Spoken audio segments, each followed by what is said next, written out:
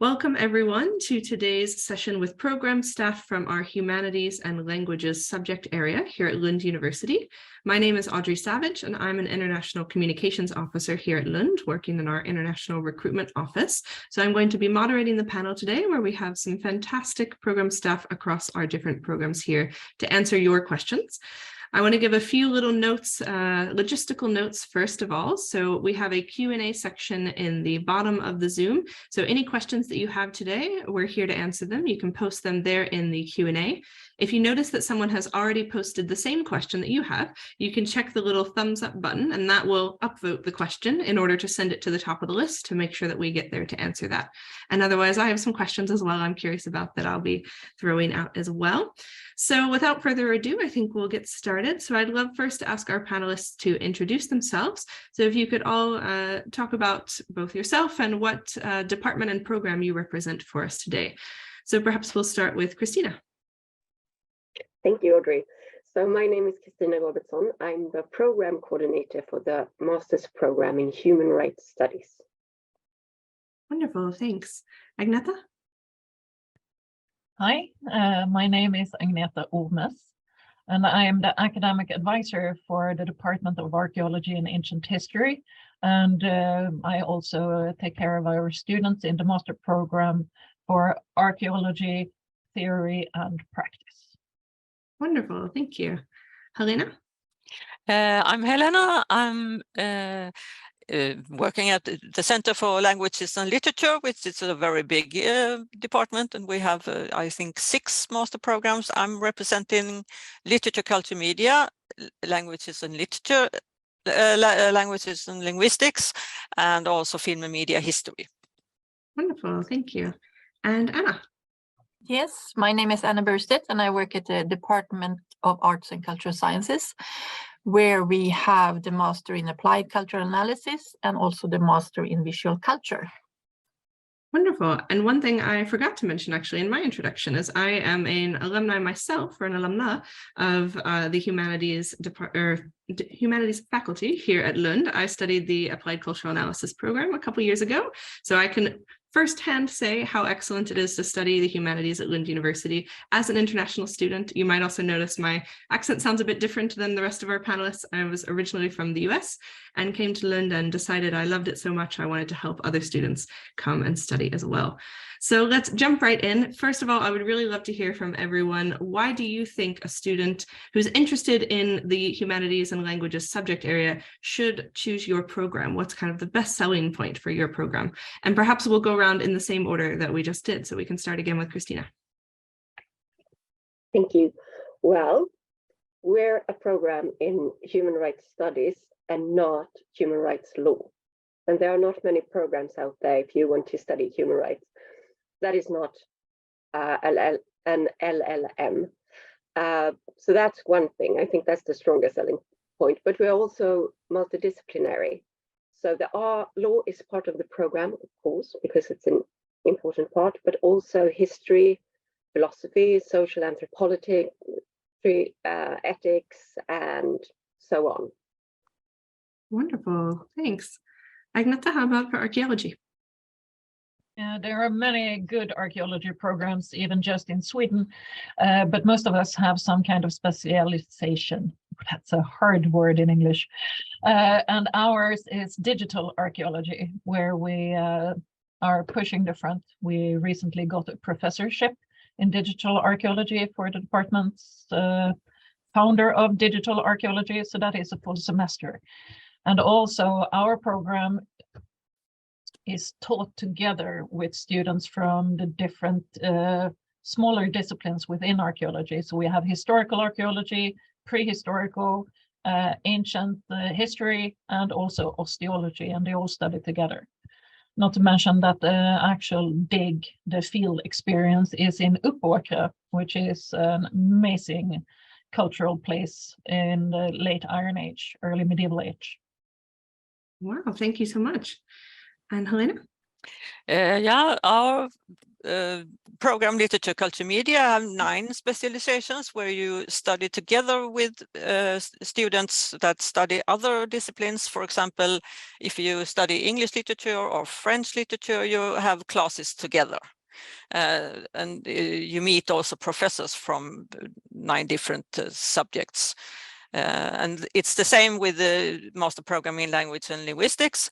They have 15 different specializations, and in the same way they study together, even if it's general linguistics, or if it's Chinese or Japanese or Swedish.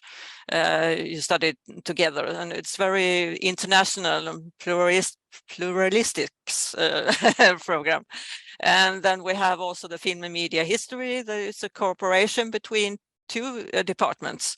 It's film studies here at the Center for Languages and Literature, and then we have another where we have media history. So it's also a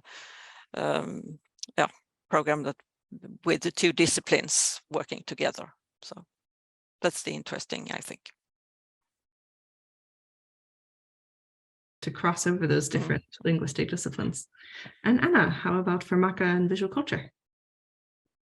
Yes, I think both our programs are very suitable for students that are interested in both theory and practice within their subjects.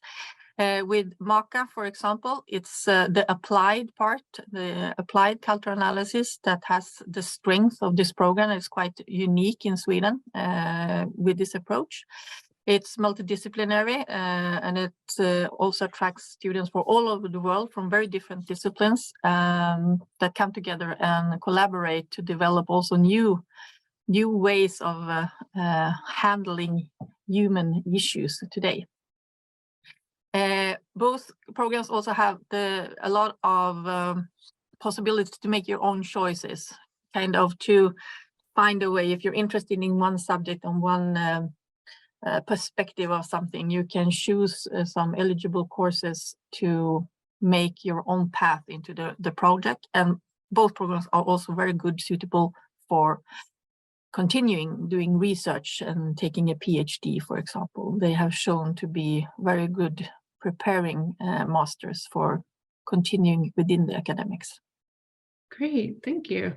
Another reminder also for our audience, you can post your questions in the Q&A and we'll get to those as well.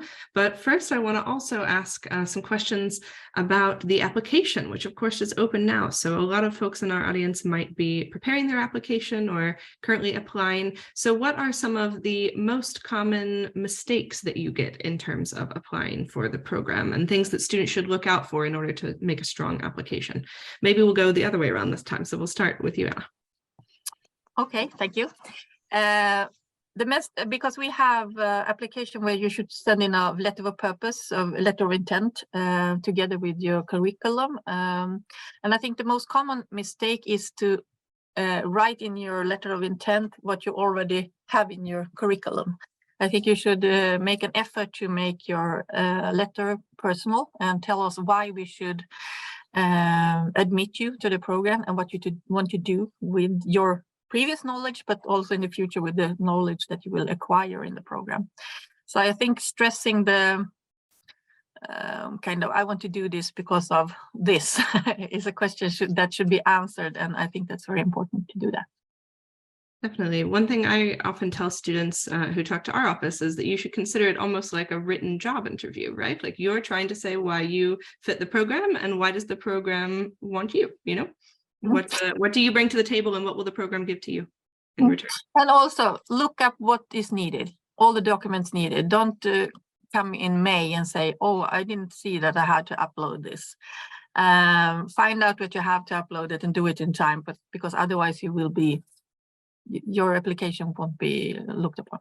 Absolutely, a very important part there. For every program, you can always find the program-specific documents, which should not be overlooked on the program page. I'll actually post that in the chat now. It's a good segue there so that you can find the program you're interested in, A little bit middle way down, usually on the right-hand side, you'll find the program-specific documents. You need to pay attention to those or else your application will not be considered. Great point there, Anna. Elena, how about you? What is some of the most common mistakes or issues you see in the application? Yeah, you have to read the instructions, of course. But one thing that I don't know if everyone know, that is, your application will be dealt in 2 steps. First of all, the Central Swedish Admission Office will look at all the documents and your English test and transcripts, and so they are sent in the right way. And yeah, and when they have seen that you have a bachelor, or you will manage to get a bachelor before the program starts, then we get the applications to look for the specific requirements, and that is if you have the right kind of bachelor and the right kind of courses in your bachelor, and if you have also the right kind of level in English, and read carefully, and do know that there are 2 steps. So we can't answer all questions about which kind of documents to send, because when your documents get here, they are already checked by university admission. Absolutely, great point there as well. And I've posted in the chat for everyone to the application steps, so you can review this really well too. Thank you. Agneta, what about for archaeology? What are some things folks should look out for in the application? That is actually also one of the things that shows up very well with us, because since our master program is a continuation of the bachelor degrees that the Swedish students have, we look for the equivalent of a Swedish bachelor in archaeology or ancient history.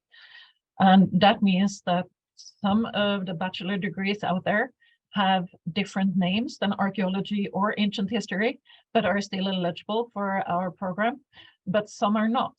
So if you have any questions regarding what your bachelor contains, and you want to check with me first if there are courses that you miss, or if you are eligible and don't want to waste the time and resources to apply to us unnecessarily, you can always email me and I will look it over. But as for the judgment, that is a central thing firsthand. So this is almost always a thing for our ancient history students, because classics and classical archaeology are 2 different things abroad, while in Sweden we study them together.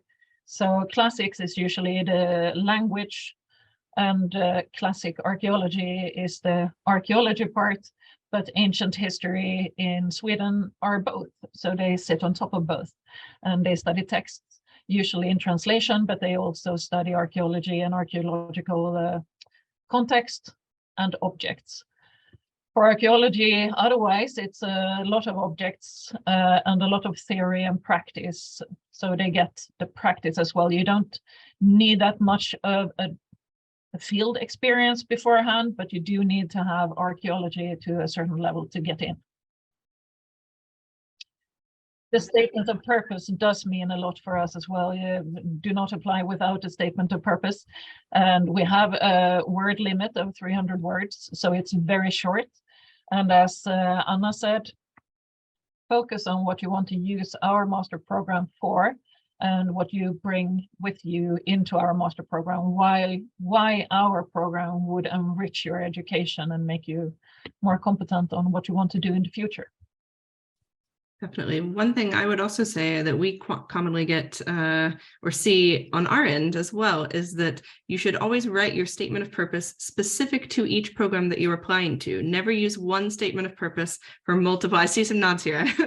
We're in agreement. You would be surprised how many times we see applicants who write "Dear Uppsala University" at the top of their statement of purpose, or vice versa, or just very clearly it shows when you've written one statement for any archaeology program, not necessarily Lund's, for example. So always tailor it specifically to the program, write separate ones.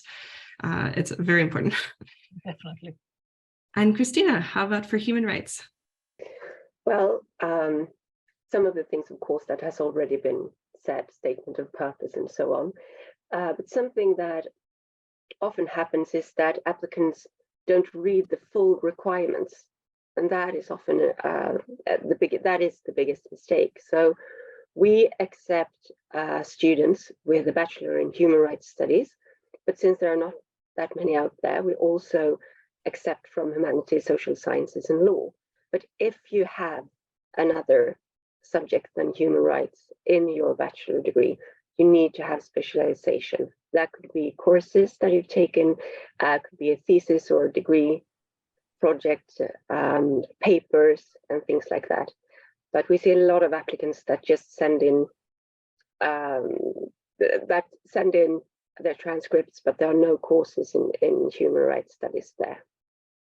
Absolutely. Very important to pay attention to that as well, to make sure that you're eligible for the programs that you're applying for. Great. And what are, in general, some of the more common questions you actually get about the programs, about the content, or kind of what students should expect from your program? Maybe we'll go in the middle now here and start with Agneta. I get a lot of questions about the department as such, about the study environment, and also about the elective courses, how they work when they need to decide. A lot of students assume that if they're accepted to the program, the 2 years are specified all the way through. But we do have elective courses in our middle semesters, semester 2 and 3. So we offer more courses than there are time to take. So there are some choices to make when you show up. You don't need to know that in advance. We will hopefully present them good enough and allow you to choose. So I spend a lot of time talking about Lund, and looks as a building complex place to go to and study, and how Lund works, student unions and that kind of thing. Absolutely. And hopefully we'll touch on a few of those more in depth in a moment, because a lot of good topics there for us too. Helena, what are some of the more common questions you get about the languages, linguistics, and literature programs? It's the thesis, where to send the thesis. That's the most important, the main question that I answer. And it's okay to send it by email. You don't need to send it by old-fashioned mail. That's a very common question. And it's also a common question when it comes to the English specializations, because we have a higher English proficiency. We need an IELTS test. It's not English 6 as other programs. You need to be more skilled in English when you are analyzing English text, for example. So we don't do any exceptions. Like if you have your major is in English, that doesn't matter, because you need that the test, and that's a very many questions about that. So absolutely, and very good, important point to highlight there. As for most, if not all programs, essentially except the English linguistics programs, require English level 6, which you can read about on the university admissions website. But make sure you pay attention to that higher requirement. If you're and all those exceptions mentioned there, it's not exceptions for this English proficiency. No. Exactly, great point. Christina? Well, most questions I get from applicants, of course, is related to requirements, but also I often get questions about the second year. So there are courses throughout the first year, and then it's internship or fieldwork, and then you continue with the thesis.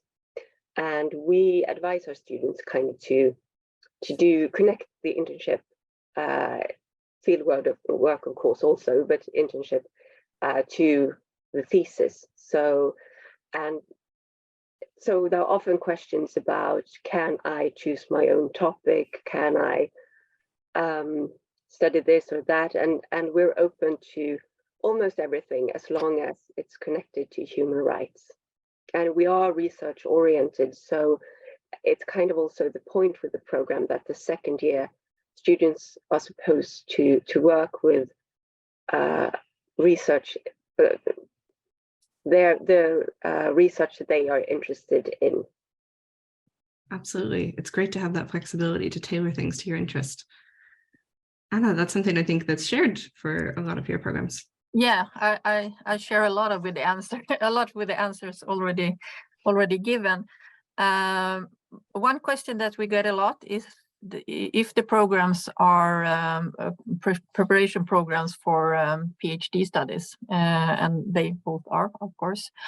Another question I have for applied cultural analysis is we require also a 3-page written example, some kind of English text. I get questions about, does it have to be a part of a thesis, and or what kind of text? It can be any text that you have written in English, because some people haven't written a thesis, a paper in English, and you don't have to write something new. It should be just 3-paged out of anything that you've written before. And also a question that we get sometimes is that, do you have to have, because we have also this, do you have to have a bachelor in humanities or social sciences as a pre-requirement? Do you have to have taken like ethnology or sociology, anthropology or culture studies? And no, you don't. You have to have a BA in whichever subject in humanities or social sciences. But some people ask for a reading list before they come here. And if they want to take a course in spring, for example, make a choice. You can study, of course, anthropology or ethnology if you have the possibility. That's a good preparation for the masters. But we also normally send out a reading list for people wanting to have something to do during the summer. If that's something you are wondering about. Definitely. That's great to be able to help prep students for the theory, especially ahead. Wonderful. Well, I want to dive into something that we've touched on a little bit in some of the different answers here, but that's sort of the practical experiences in the program. So I know we've heard a little bit that there are some internships required, so I'm wondering more about that, or also kind of what practical experience in general can students expect to get in your programs, as I expect maybe if we start again with Agneta, archaeology is probably quite practical in some ways, I'd imagine. Can you share more about that? In some ways. They start out really the hard and fast when it comes to the practical experience, since we offer the field experience of the first semester in Uppåkra. And one of the things that is really important to remember is that September in Sweden is not nice, balmy and warm. You need to have good work clothes with you when you show up here, since you start out with field work within a week from arriving. And it can be quite rainy. We have the field work in September directly when we start the semester, just so that the weather will be as clement as possible. But it is Sweden, so we can't choose. When it comes to internships, otherwise, there is a course called internship or work placement on the second semester of our master program. And that is only offered in Swedish if you choose to use one of the places that we provide, because they are with Swedish institutions and Swedish field companies. But you are allowed to provide your own place of work placement. And in that case, you can choose wherever you want to do it. You just need to run it through our teachers so they can verify the work placement. So if you want to spend half a semester someplace else and do a work placement in your own language or in English, and you find a spot, it's possible to do the work placement there. Oh, that's very exciting. Can you give some examples of where you might have students that have gone in the past? Yeah, we have students that come from Italy, for example, and they have secured a work placement at a museum back in Italy, or Greece, France, and Germany. People have gone back to their home countries, but not their home city, and done more field work in their own language. And this is especially interesting for our ancient history students, because we can provide field work in Uppåkra, but that is Scandinavian Iron Age. We sadly cannot provide the same fieldwork in Rome or Greece. But there are courses given at the Swedish institutes in Rome and Athens that are available to apply to, but there are limited spots for the ancient history students. Oh, that's really interesting. Thank you. And Christina, how about you? I think you mentioned also an internship as part of human rights studies. Yes. So for the first year, to talk about the whole program, of course, we give you all the practical tools needed, or the theory and the methods and things like that to prepare you for your second year. During this year, we also do a field trip, as we call it, the first year, where we visit the Human Rights Institute in Sweden and Copenhagen. We also visit UN cities and things like that.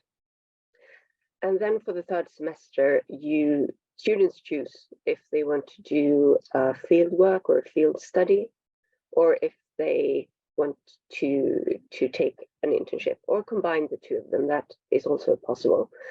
And we expect students to find internships on their own, but of course we help them throughout the process and also give them tips on what's out there, and also tips on how to write CVs, how to contact different organizations, what to think about, and things like that.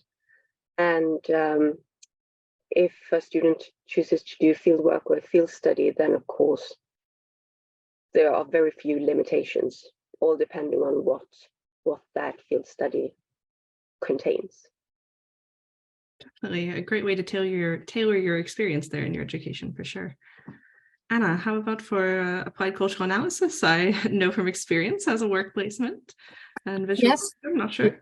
No, visual culture doesn't have a work placement, but they have practical workshop, field trips, because they do a lot of visual analysis, of course.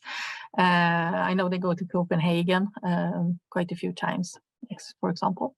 MACA have half of a semester, 15 credits of a work placement of your own choice. And some of the students choose to do it in their home country, so to speak, because the rest of the semester is also of your own choice. You can choose a course of your own, and some choose to go home and do the work placement and also choose a course maybe at the home university.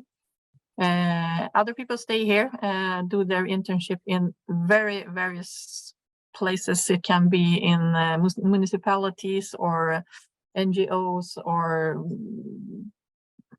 how to say it, companies that sell telephones, or urban environment planning, or food production companies.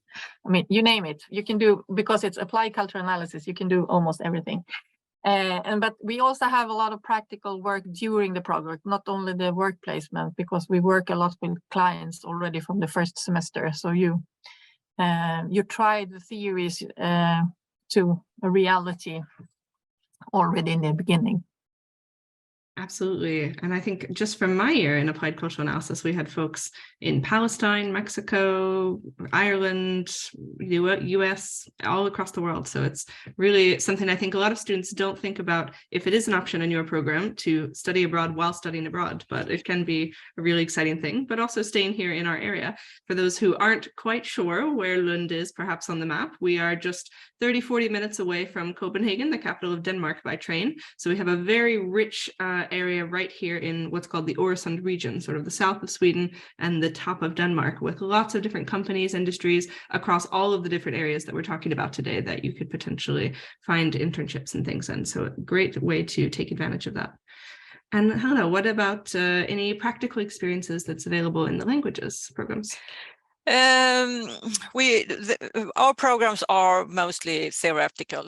In literature, culture, media, and languages and linguistics, we do not have internship courses, but it is possible, if you find internship courses you can apply for, to do an internship and use that in your education, because we have 30 credits optional courses where you can put your internship, and we really recommend that, because you get a very you get contacts in the field.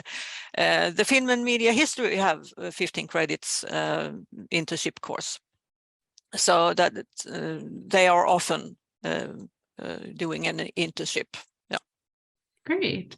And I see we have some questions here in the Q&A now. So first, I want to ask from Lisbeth, who's wondering for Christina, how many students do you admit in the human rights program? Well, we admit about 40, and out of them 20 starts. We always admit a bit more because we know that not all students will be able to join. Absolutely. And that's actually something I'd like to ask the wider group in terms of how large is your class size typically, and is it very international? What's kind of the breakdown between Swedish students versus international students? So actually, maybe the second part of that, Christina, we can ask you as well.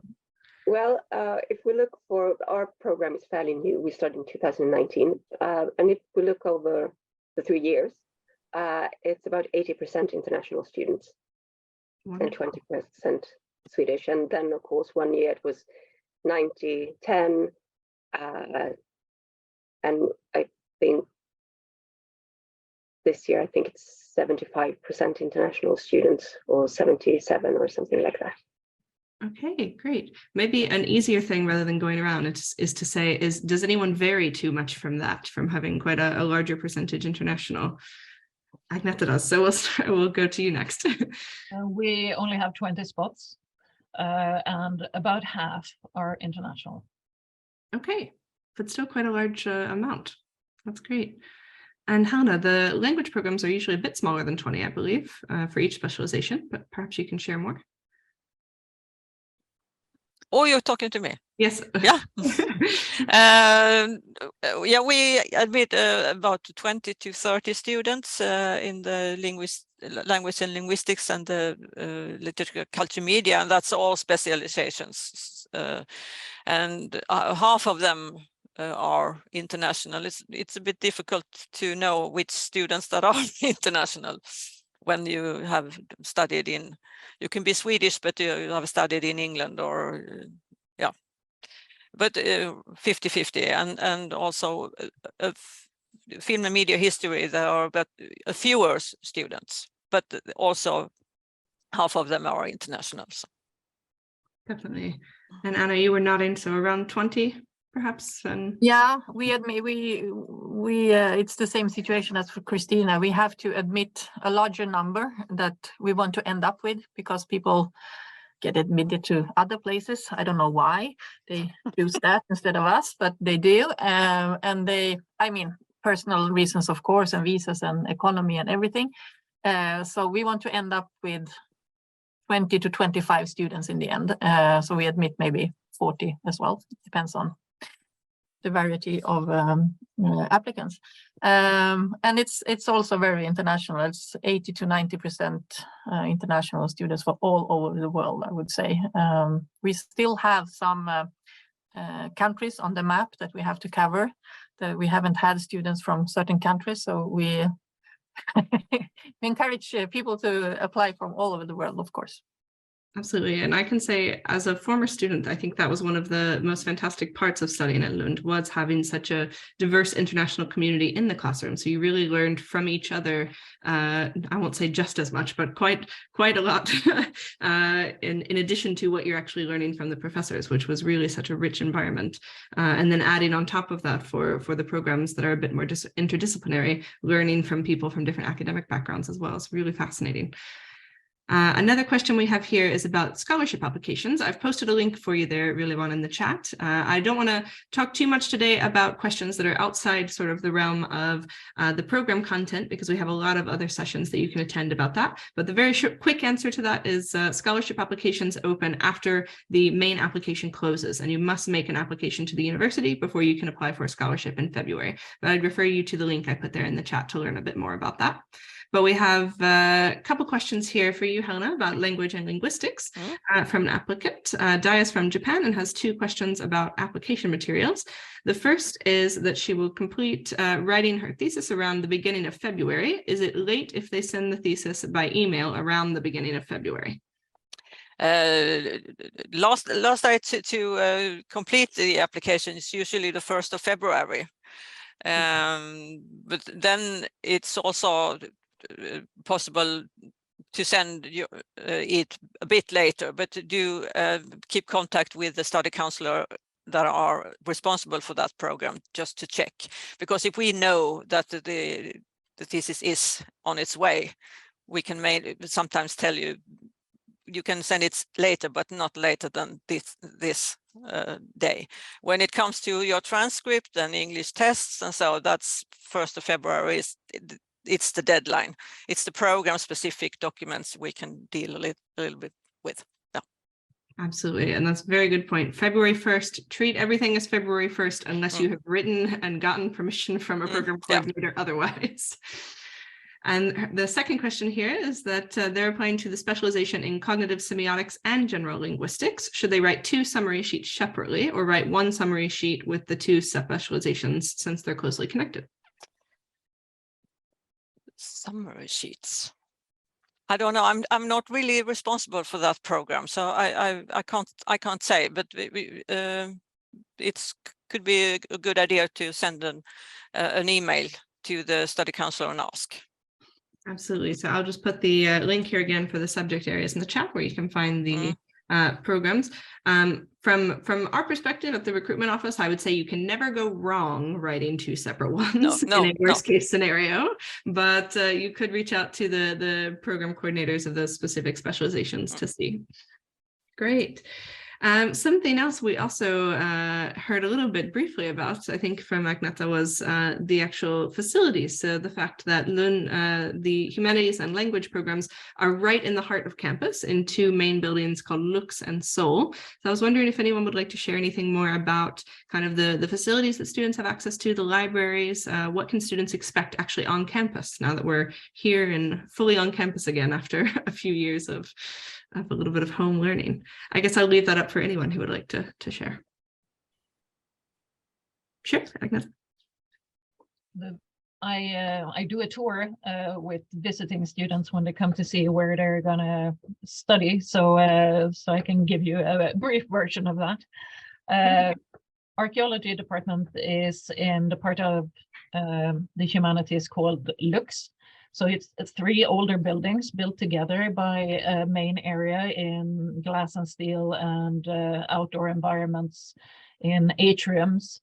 So there are a lot of natural light, which comes into the library as well, which is an open floor plan part of the building. And we have a cafeteria in the middle together with the reception, and there are good student areas for microwaving your food and sitting down and talk in the basement under one of the buildings. And for me, this is my Hogwarts. When I come walking through the parks coming up to our part of Lund and of the campus, you pass by the main university library, IB, which is it's a signatory building. You see it all over Instagram and all over our home pages as well. A large building covered in, it's called Blue Rain, a flower with cascading blue flowers in the spring and all of this beautiful foliage in the autumn. So it's a very beautiful part of Lund to study, and so you are primed for your studies when you show up. The departments are usually just corridors with office spaces, but that makes all of the teachers and academic staff otherwise, and the administrative staff is very easy on hand. And there are low thresholds to looking up the professors or the teachers or the lecturers that you're going to have. You can just knock on the door and step in. Most people work with open doors as well. The library carries a large selection of your mandatory reading and a very large portion of the university library for our subjects as well. So it's a good place to browse if you want to look for subjects for your theses. And there are several student unions, student associations who have a space in one of the corridors here as well, where you can just hook up with other students, sit down, have a cup of coffee, or discuss your work.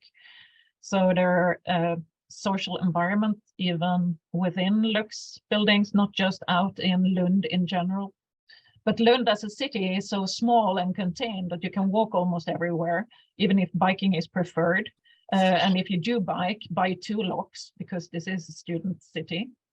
When I studied, I lost a bike a year. I considered it my student tax.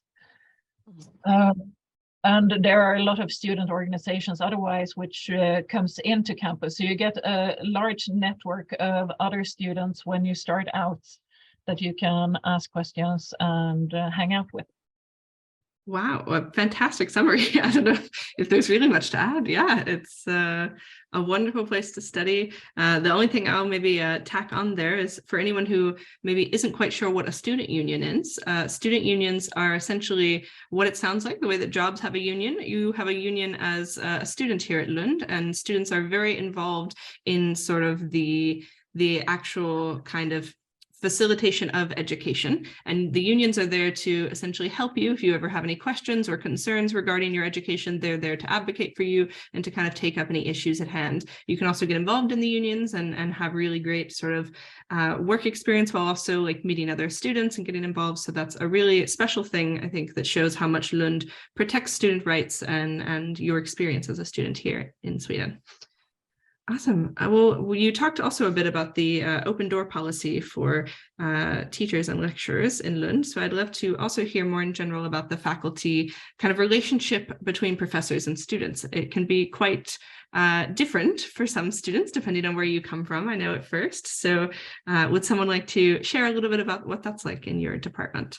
I'll also leave this open for whoever would like to take it. Yeah, I can talk a little bit about that. Yes, in Sweden there are, of course, we have professors and students, and there's a hierarchy. Do you say that? That's the word, but it's a very non-formal one. You cannot see it. I know students come here and they get stressed because they don't always know how to address the professors and the teachers, because we go by first name. You call me Anna, you call other professors also by the first name. You don't have to start an email with their professor, blah, blah, blah. So I think it takes some time sometimes to feel the tone, to find the level of this kind of communication, because people aren't that used to it. We also invite our students to a lot of social gatherings where the staff also participates. We have coffee together, we eat pizza together, we do stuff together on a more social level as well. And I think that takes some time to get used to when you come here. Definitely. It takes some getting used to, but I think it's very rewarding in the end. It really makes for a nice relationship. And Helena, do you have something to add there? You raised your hand a bit, but not sure. Yeah. Okay. No, that was about what I was going to say. Many new students are a bit confused in the beginning, but we are very clear from the beginning, from the introduction, how to pass this confusion. Great. And Agneta? At our department, we also have the privilege of a student association connected to the department, which started out in 1986 and have been continuing since then, where students are involved from their start as an archaeologist or ancient historian. And so there will be Swedish students that you are engaged with from the beginning. We also invite all our master students and the bachelor semester students to attend our research seminars, which are in divisions within the department, where you meet up with all the PhD students and the professors and the teachers who present and listen to where research is today and how it's done within the field, which is very good preparation for a future within one of our specialities. Absolutely. And that's something I'd also like to ask about. The actual lecturers who are teaching in your programs, are they researchers themselves or industry leaders? Kind of what is the background of most of the lecturers and professors that students will interact with in the programs? Maybe Christina, we haven't heard from you in a while, so we can start there. Well, I think this goes for all programs, that the teachers are also researchers. That's what we do at Humanities, basically, I would say. And there are also, I mean, we also invite for students to join the research seminars if they like to. Sometimes there are, for the third semester, possibilities to do research internships with researchers here. Not every third semester, but sometimes. So yes, there will be a lot of research surrounding the master's programs. All of them, I think. Great. And we have another question here in the Q&A from Elizabeth, who is wondering where to find the syllabus lists or reading lists for different programs. So I know in some cases you can dig deep a little bit into the program pages and find this info, but does anyone have any kind of another resource that you could share in terms of if students want to find out a little bit more about the actual syllabi for the courses? Yes. I think you have to go to the course pages, at least at our department. You find the program, you find all the different courses, click on the course, there you can find the syllabus and literature list. And if they aren't published, if you cannot see anything, there is a small thing where you can choose a year. So even though it isn't published for the coming year, it might be there for the last year. And maybe it won't be exactly the same, but you can get a hint about how it is, at least. Exactly. I think most of the time, if you go to the general course page, there's usually a link to go to the course department website, and usually there's kind of where you can deep dive into the individual courses, if I'm not mistaken. So have a look around on the course pages that I've posted there in the chat. Then we have another question here, maybe for you, Helena. I don't know if you do much work with the Swedish as a foreign language program, which is kind of a special program at Lund that is not a full degree program, but it's considered on the bachelor level, but it's not a full bachelor's. It essentially teaches you Swedish fluency in 1 year. We have a student who's going to be studying that and wants to know how to prepare about learning some basics of Swedish language. I'm not at all involved in that. I'm sorry. No worries. What I'll do then is actually there we have. Do you mean before coming here? Like get some base before coming here? Yeah. I think the internet is the best. Yeah. I'm sure there are some YouTube basic lessons in Swedish, and also I know that there are applications for the phone where you can learn basics in certain languages. Yeah. I'm going to post here in the chat for you. We actually have a web page that kind of gives you a little bit of overview of different ways to learn Swedish and some resources online. So I think that would be a good place for you to start there. I also, when students sometimes ask me before coming here, they feel that I'm not that good at English. What can I do? And I encourage them often to listen to radio, to watch movies with no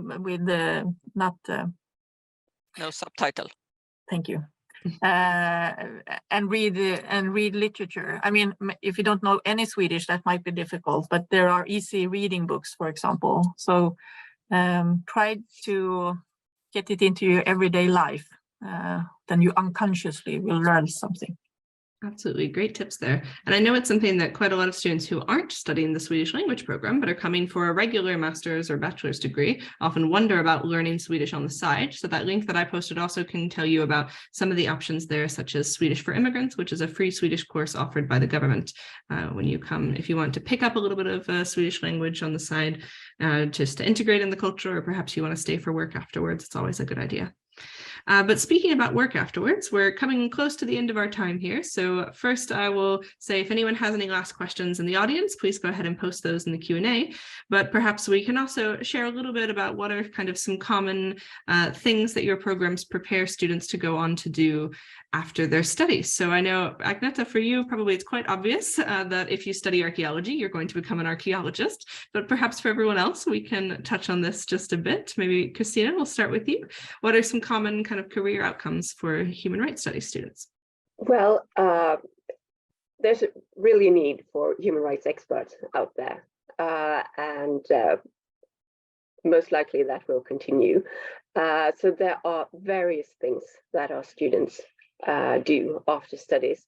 There are different NGOs, bigger and smaller. Also UN, mostly the UN programs, a lot of students get jobs. in various parts of the world. And also some starts with consultancy things and like that, work at think tanks, but also municipalities. Some get jobs at government institutions or authorities in their home country and things like that. So our students can work in several places once they finish, and they also do. And very few stay in Sweden. Most of them go abroad Great, after lots of studies. options there. And Helena, how about for languages and for film? Yeah, those students we know where they have went is mostly those that are PhD students, either here at the Center for Languages and Literature, but we also have PhD students in the United States and Spain and yeah, whatever. And the others are working in cultural different cultural departments, film festivals, film archives, cultural newspapers also. So they disappear in very different ways. So we don't really know exactly where they are. There have been some alumni investigations, and we do know that most have work, and they are also works that they are interested in and enjoy, and the others are mostly still studying. Yeah. Great. Anna. Yes, as I already mentioned, some of them go on and continue on the research path as a PhD students, both in Sweden and internationally. Both MACA and Visual Culture also have, I think there are different groups of students. We always have one group that wants to go into the museums because there this cultural heritage and visual art stuff, of course. There's also a group of students that are interested in being consultants in some way, working with product management, consumer research, consumer development, or stuff like that. Those are more interested in maybe organizations and cities and planning and stuff like that, and then NGOs.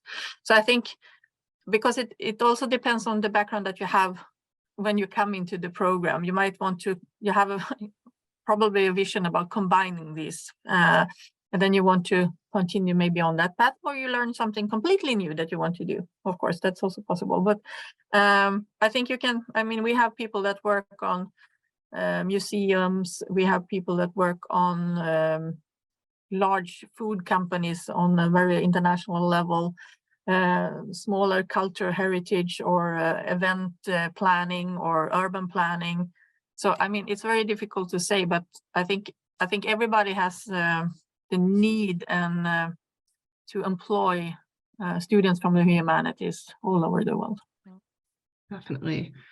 And as our time's winding down here, perhaps as a last question, we'll go around to everyone again. And if you have kind of a final pitch of, you know, if you're looking for this, then my program is the right thing for you, or anything really that you think you left out that you would like to mention about your program, kind of some last closing words, what would you like to share? Perhaps we'll go from the top down again. So, or well, top on my screen. I think you're probably all shuffled around on each other's screens. But Christina, we'll start with you.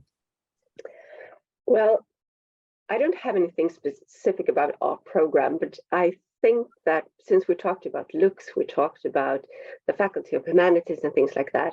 And since the last question was about job opportunities and things like that, I also want to mention that at the Faculty of Humanities, we have a really good careers coordinator that you will meet during your studies. I think all programs invite this person, and he has so many good tips and tricks and good to know things to help before internships, but also after your studies when it's time to apply for a job. I think that is worth worth mentioning.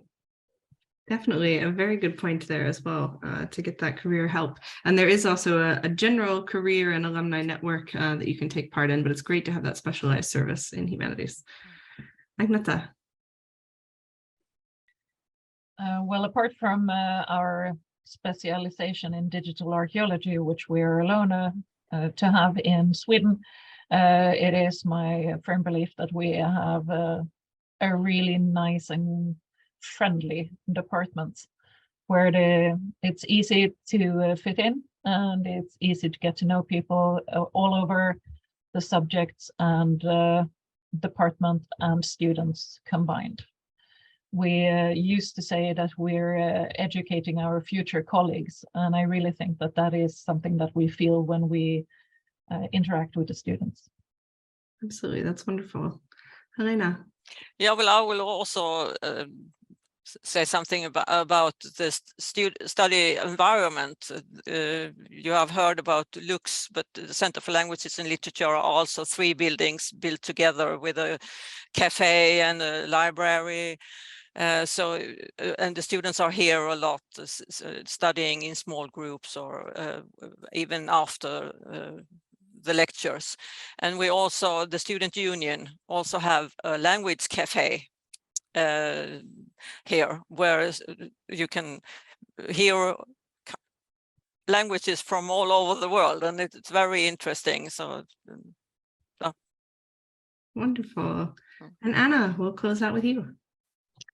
Yes, I think, and then I talk mostly for Mark, I think, because that's my home program, so to speak. And I would say, if you're interested in understanding why people do as they do, and understanding culture, meaning, and how to use that, and I would be a little bit, maybe, I don't know the word, but I don't know, pompous. Yeah. If you want to make the world a little bit a better place, I think you should come to Lund and study, because I think we can give you tools for that. Absolutely. What a great way to end there. Well, first, I want to say thank you to all of our panelists for being here today and sharing your thoughts on your program. I think it's been really insightful, both for me and for the audience. I, of course, want to thank the audience for being here with us as well and for posting your questions. Before you go, I want to call your attention to just a few things that I've posted here in the chat that can be some resources for you going forward. So, of course, we have here the application steps once again in the subject area pages, in case you joined us a bit late and didn't see those earlier. There's also a link where you can chat with current students in the programs, where you can kind of hear a little bit more about what it's like from the student perspective and ask any questions you have there. I believe actually we have an ambassador from all the programs that we have represented here today, so great to go over there and chat with them. Or if you'd like to talk to them directly, we will be having another webinar in just an hour at 4 o'clock Swedish time with current students from also all of the programs we're representing here again today, or at least literally the kind of main ones that you're each representing. So languages and linguistics, archaeology, human rights, and applied cultural analysis. There's also a link where you can contact our recruitment office if you have any questions about the application or anything going forward. And then finally, a link to our applicant weeks, which are continuing for the rest of this week and next week. If you want to attend one of our more general sessions, we will have next Thursday quite a few webinars based around student experience. You can learn about student life, about practical experiences and internships and things, talk to some alumni, and then we'll have some final kind of how to apply sessions next Friday. So those might also be of interest to you. So otherwise, I want to again say thank you so much to everyone, and I wish you a fantastic rest of your day.